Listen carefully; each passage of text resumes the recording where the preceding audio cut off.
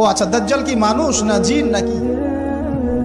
দাজ্জাল কে? এটা ফেরেশতা নাকি জিন না মানুষ? কি এটাও একটা প্রশ্নের বিষয়।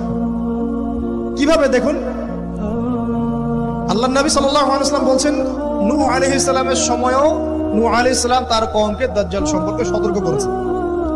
তার মানে পৃথিবীর সূচনা থেকে সে পৃথিবীতে ছিল এবং সে বের হবে শেষ জামানায়, এবং বের হয়ে সে তার অনুসারীদেরকে নিয়ে বিশ্বটাকে শাসন করবে। তার মানে অনেক লম্বা একটা হায়াত সে পেয়েছে। কোন জাতি এত লম্বা হায়াত পায় বলেন তো? কোন জাতি, মানব জাতিকে এত লম্বা হায়াত পায়?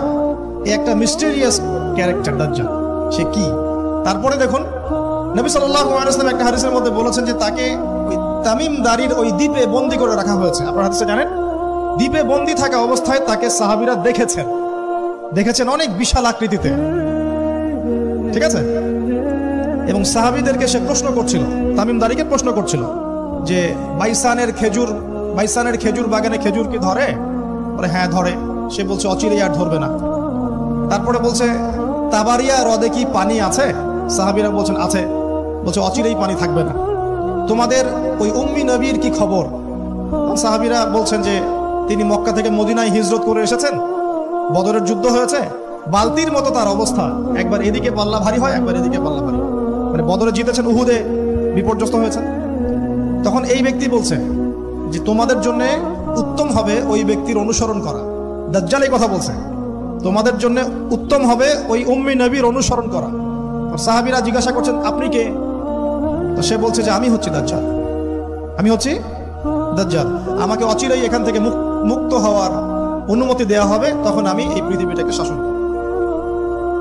এখানে সাহাবীরা দেখে আসছেন, যারা দেখে আসছেন তারা পরে ইসলাম কবুল করেছেন। তখন তারা মুসলিম ছিলেন না, খ্রিস্টান ছিলেন। কথা বুঝতে পারছেন?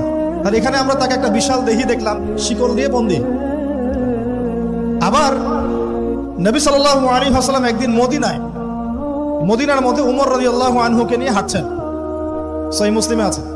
খবর পাওয়া গেল যে মদিনায় একটা যুবক ছেলে আছে, ইহুদি মায়ের সন্তান একটা যুবক ছেলে, যার চুলগুলা কোকড়ানো, চোখটা একটু ফোলা, যার আলামতগুলো দাজ্জালের সাথে মিলে যাচ্ছে। তখন নবী সাল্লাল্লাহু আলাইহি ওয়াসাল্লাম ওমর ইবনুল খাত্তাবকে নিয়ে ওদের বাসায় গেলেন। দেখলেন খেজুর বাগানে সে বসে আছে। মনোযোগ দিন। এবার নবীজি গিয়ে বললেন যে তুমি কি দেখো? সেই ছেলেটা বলছে আমি আরশ দেখি। আরশ বোঝেন? সিংহাসন। কোথায় তোমার আরশ? সেই ছেলে বলছে পানির উপরে। কোথায়? পানির উপরে। নবীজি বলছেন তুমি তো তাহলে শয়তানকে দেখো।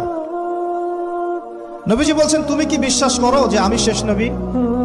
সেই ছেলে বলছে আপনি কি বিশ্বাস করেন যে আমি নবী? কি বুঝতে পারছেন কথা আমার? নবীজি বলছেন তুমি কি বিশ্বাস করো যে আমি শেষ নবী? সেই ছেলে বলছে আপনি কি বিশ্বাস করেন যে আমি নবী? ওমর রাদিয়াল্লাহু আনহু তরওয়ালের খাপ খোলা সারা।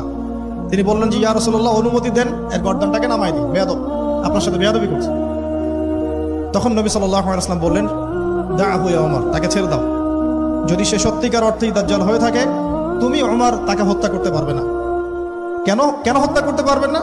কারণ দাজ্জালের নিহত হওয়া লেখা আছে ঈসা আলাইহিস সালামের হাতে। কার হাতে? ঈসা আলাইহিস সালাম যখন আসবেন, এই প্যালেস্টাইনের বাবে লুদ নামক জায়গায় দাজ্জালকে মারা হবে। ঠিক আছে কথা?